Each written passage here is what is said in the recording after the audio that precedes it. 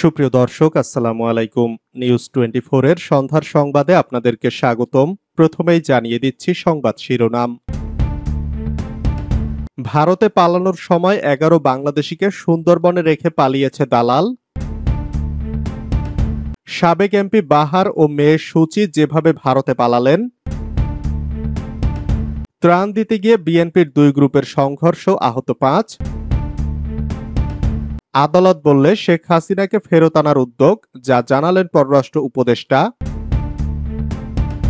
নরসিংদীতে দুর্বৃত্তদের ছুরিকাঘাতে মৎস্যজীবী লীগ সদস্যের মৃত্যু।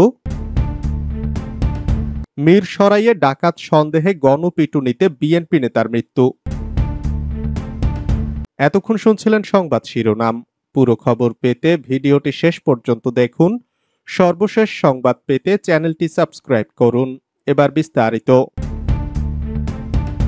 ভারতে পালানোর সময় 11 বাংলাদেশিকে সুন্দরবনে রেখে পালিয়েছে দালাল। বাংলাদেশ থেকে পালিয়ে সুন্দরবনের জঙ্গলে আশ্রয়, টহলদারি চালাতে গিয়ে ভারতের পশ্চিমবঙ্গ বন দপ্তরের কর্মীদের হাতে ধরা পড়েছে 5 শিশু সহ 11 জন। এদের মধ্যে 5 নারী ও 1 পুরুষ রয়েছেন। বেআইনিভাবে ভারতে প্রবেশের জন্য আলিপুর আদালতে এদের হাজির করা হয়েছে। রোববার ভারতীয় সংবাদ মাধ্যম আজকালের প্রতিবেদন থেকে এ তথ্য জানা যায়। প্রতিবেদনে বলা হয়, এদের সকলের বাড়ি বাংলাদেশের খুলনায়। সাবেক প্রধানমন্ত্রী শেখ হাসিনা দেশ ছাড়ার পর তারা পালানোর সিদ্ধান্ত নেন। অভিযোগ করে তারা জানান, পরিস্থিতি এমন জায়গায় পৌঁছায় যে দেশ ছাড়তে বাধ্য হয়েছেন তারা। ভারতে যেতে এক দালালের শরণাপন্ন হন তারা। গ্রেপ্তার হওয়া এক বাংলাদেশি নারী অভিযোগ করে বলেন, দালালের সাথে 45,000 টাকার চুক্তি হয়, কিন্তু এপারে নিয়ে এসে দালাল তাদের জঙ্গলে ফেলে পালিয়ে যায়। শেষ পর্যন্ত টহলদারির সময় বন দপ্তরের কর্মীদের নজরে পড়েন। তাদের সকলকেই সুন্দরবন কোস্টাল থানার পুলিশের হাতে তুলে দেওয়া হয়। তাদের মধ্যে একজন পুরুষ ব্যক্তিকে হেফাজতে নিয়ে জিজ্ঞাসাবাদ করতে চাইছে পুলিশ। সাবেক এমপি বাহার ও মেয়ে সুচি যেভাবে ভারতে পালালেন। কুমিল্লার সাবেক এমপি বাহাউদ্দিন বাহার ও তার মেয়ে কুমিল্লা সিটি কর্পোরেশনের সাবেক মেয়র তাহসিন বাহার সূচনা ভারতে পালিয়েছেন। বর্তমানে বাবা মেয়ে কলকাতায় এক রাজনৈতিক নেতার আশ্রয়ে রয়েছেন। তবে কখন, কিভাবে, কোন পথে তারা পালালেন তা নিয়ে চলছে ব্যাপক আলোচনা সমালোচনা। এলাকাবাসীর প্রশ্ন, তাহলে বাহার সূচনা কি কুমিল্লাতেই আত্মগোপনে ছিলেন? তারা কিভাবে সীমান্ত পার হলেন? তার মেয়ে সূচনা কিভাবে ভারতে গেলেন? সূত্র বলছে, অন্তত 10 দিন আগে কুমিল্লার সাবেক সংসদ সদস্য আকম বাহাউদ্দিন বাহার চোরাই পথে ভারতে পাড়ি জমান। শনিবার বিকালে কলকাতায় বাবার কাছে পৌঁছান কুমিল্লা সিটি কর্পোরেশনের অপসারিত মেয়র তাহসিন বাহার সূচনা। এর আগে বৃহস্পতিবার রাতে কুমিল্লার বুড়িচং উপজেলার চরানল সীমান্ত দিয়ে সীমান্ত পার হয়ে ভারতে পৌঁছান সূচনা। পরদিন শুক্রবার তিনি ফেসবুকে সচল হন। নির্ভরযোগ্য সূত্র থেকে এসব তথ্য জানা গেছে। সূত্রটি জানায়, কুমিল্লার ব্রাহ্মণপাড়ার শশীদল ইউনিয়নের একজন হুন্ডি ব্যবসায়ীর মাধ্যমে অর্থের বিনিময়ে সীমান্ত পার হন তাহসিন বাহার সূচনা। তার সীমান্ত পার হওয়ার একটি ভিডিও কলের ছবি ইতোমধ্যে ভাইরাল হয়েছে।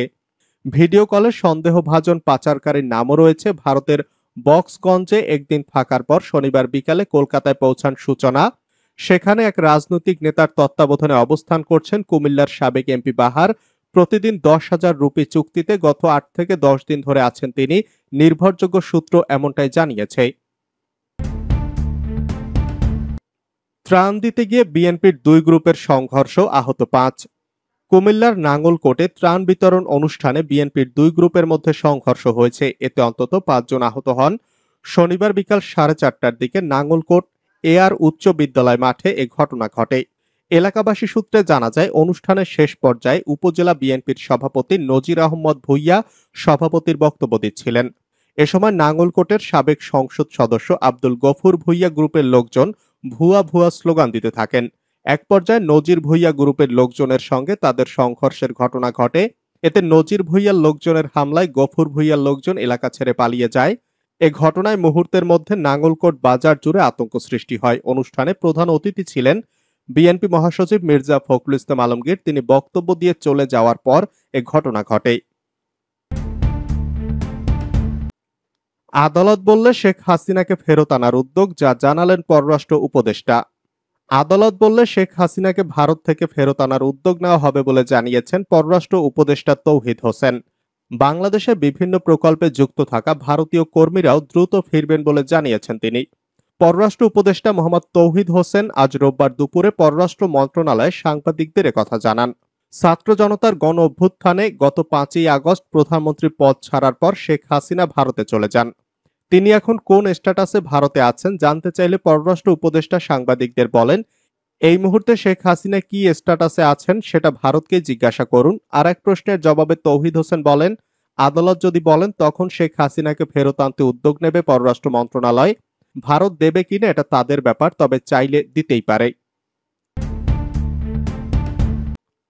নরসিংদীতে দুর্বৃত্তদের ছুরিকাঘাতে মৎস্যজীবী লীগ সদস্যের মৃত্যু। নরসিংদীতে লিজন মোল্লা নামের এক যুবককে কুপিয়ে হত্যা করেছে দুর্বৃত্তরা। শনিবার রাত 12টার দিকে পৌর শহরের বাসাইল শাহী ঈদগাহ মাঠে এ ঘটনা ঘটে। নিহত লিজন মোল্লা বাসাইল এলাকার আলমগীর মোল্লার ছেলে এবং জেলা মৎস্যজীবী লীগের কার্যকরী সদস্য ছিলেন।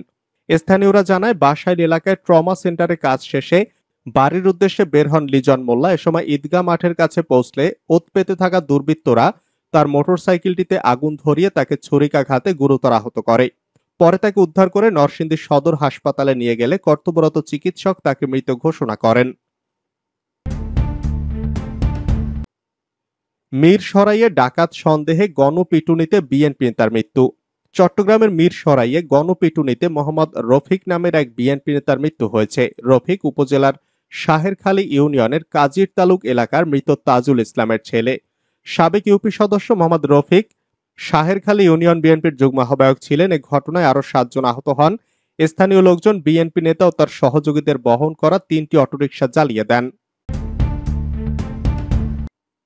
নির্বাচনী ব্যবস্থা ঢেলে সাজানোর প্রস্তাব ইসলামী দলগুলোর।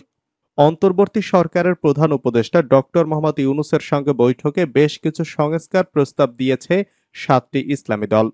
তার মধ্যে অন্যতম হল 2বারের বেশি যেন কেউ প্রধানমন্ত্রী না হয়। শনিবার যমুনায় প্রধান উপদেষ্টার সঙ্গে বৈঠক শেষে একথা জানান বাংলাদেশ খেলাফত মজলিসের মহাসচিব মাওলানা মামুনুল হক।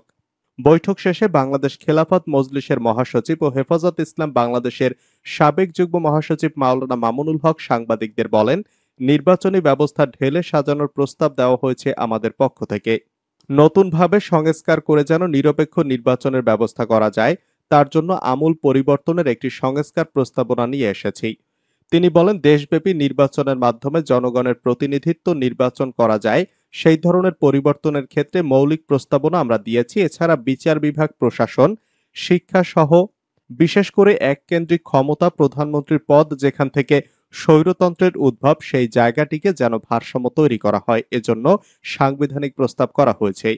তিনি আরো বলেন, সংবিধানে আল্লাহর উপর আস্থার বিষয়টি বাতিল করা হয়েছে, সেটি যেন পুনর্বহাল করা হয়।